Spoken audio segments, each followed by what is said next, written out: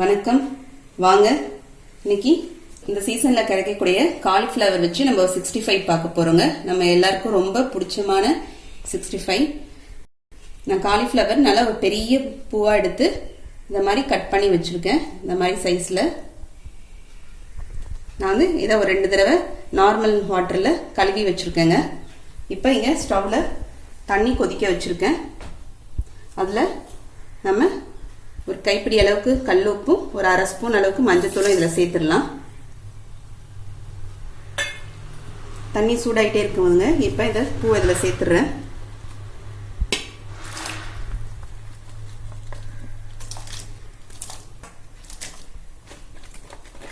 இந்த வீடியோவில் நடுவில் டிப்ஸ் சொல்லியிருப்பேங்க. அதனால இந்த வீடியோவை நீங்கள் கடைசி வரைக்கும் ஸ்கிப் பண்ணாமல் பாருங்கள்.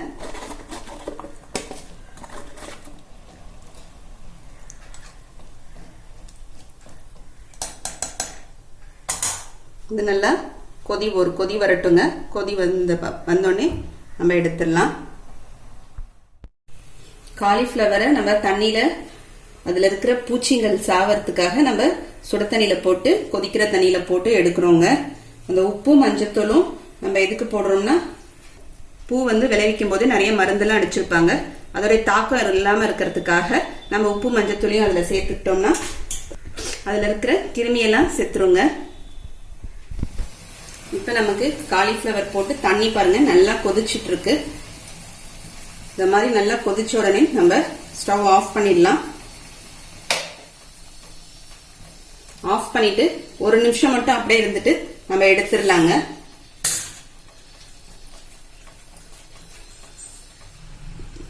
இப்ப ஒரு நிமிஷம் ஆயிடுச்சு, நம்ம எடுத்துக்கலாம். இத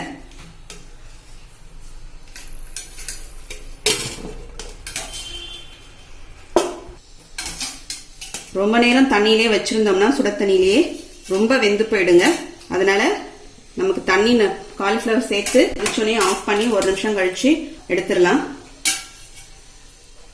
இப்ப நம்ம இத ஒரு நார்மல் தண்ணியில 2 தடவை அலசி எடுத்துக்கலாங்க. அந்த சூடு குறைஞ்சிடணும் நமக்கு. அந்த சூடோடவே நம்ம மாவு போட்டு பெசரக்கூடாது. அதனால நார்மல் தண்ணியில இதை 2 தடவை அலசி எடுத்துக்கலாம்.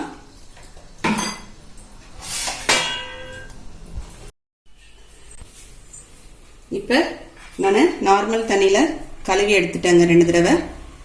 இப்ப இதுக்கு மாவெல்லாம் சேர்த்துடலாம். ஒரு கப் அரிசி மாவு, அரை கப் கடலை மாவு, ஒரு 1/4 கப் கார்ன்ஃபிளவர் மாவுங்க. இந்த டேபிள் ஸ்பூனால 4 டேபிள் ஸ்பூன் அளவுக்கு அரிசி மாவு, 2 டேபிள் ஸ்பூன் கடலை மாவு, 1 டேபிள் ஸ்பூன் கார்ன்ஃபிளவர் மாவுங்க. இதை எல்லாத்தையும் இதுல சேர்த்துடலாம். அரிசி மாவு கூட இருந்தாதான் நல்லா இருக்குங்க. நல்லா கிறிஸ்பா இருக்கும். அப்பதான் நமக்கு. அக்ஷய வீட்டு சேனலை இது வரைக்கும் சப்ஸ்கிரைப் பண்ணாதவங்க இந்த வீடியோ கீழே உள்ள ரெட் கலர் பட்டனை பிரஸ் பண்ணி சப்ஸ்கிரைப் பண்ணிக்கோங்க. கூடவே பக்கத்தில் இருக்கிற பெல் பட்டனையும் கிளிக் பண்ணிக்கோங்க.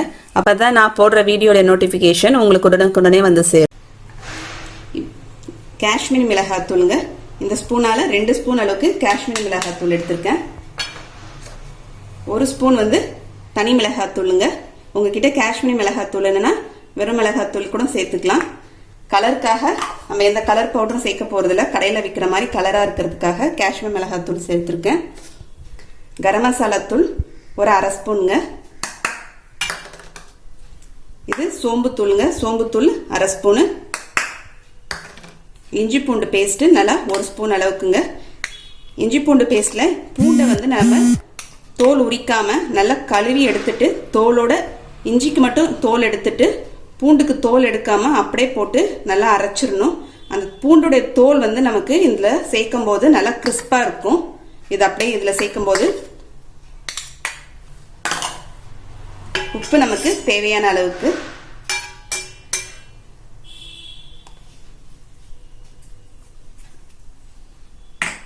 ஃபர்ஸ்ட் இந்த மாவை வெறுமனையே இதுல கலந்துடலாம்.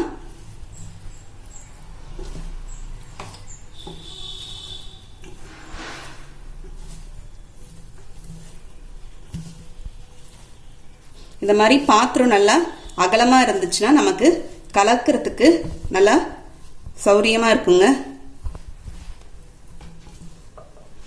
இதில் தண்ணி ஊற்றிடக்கூடாது, தண்ணியை தெளித்து நம்ம மாவு கலந்துக்கலாம். இந்த மாவெல்லாம் இந்த பூவில் நல்லா காலிஃப்ளவரில் நல்லா ஒட்டணும்.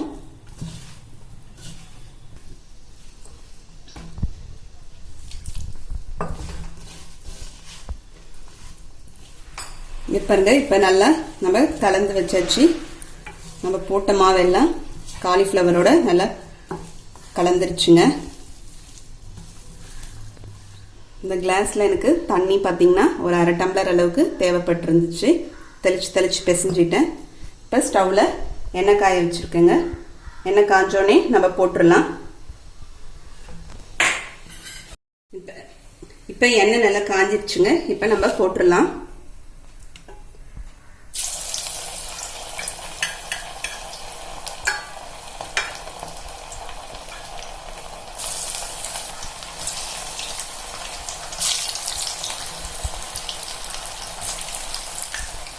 ஃப்ளேம் வந்து மீடியம் ஃப்ளேமில் வச்சுக்கலாங்க.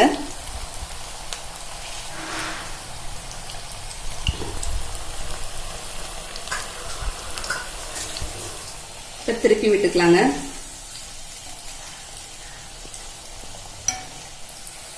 முடிஞ்ச அளவுக்கு காலிஃப்ளவரை நம்ம ஹோட்டலில் கடைகளில் வாங்காமல் குழந்தைங்களுக்கு வீட்டிலே செஞ்சு கொடுக்கலாங்க. ஏன்னா அதில் நிறைய புழுக்கள் இருக்கும். ஹோட்டல்லாம் நமக்கு எந்த அளவுக்கு எப்படி க்ளீன் பண்ணுவாங்கன்றது நம்மளுக்கு தெரியாது. நம்ம வீட்டிலே இதை நல்லா க்ளீன் பண்ணினோம்னா நமக்கு ஹைஜீனிக்காக இருக்கும். நல்லா குழந்தைங்களுக்கும் ரொம்ப பிடிக்கும் இது சாப்பிட்றதுக்கு. அதனால காலிஃப்ளவர் முடிஞ்ச அளவுக்கு நம்ம குழந்தைங்களுக்கு வீட்டில் செஞ்சு கொடுக்கலாங்க. இப்போ நம்ம எடுத்துடலாங்க. இப்போ நமக்கு வெந்துருச்சுங்க கோபி 65 நல்லா முறுமுறுன்னு.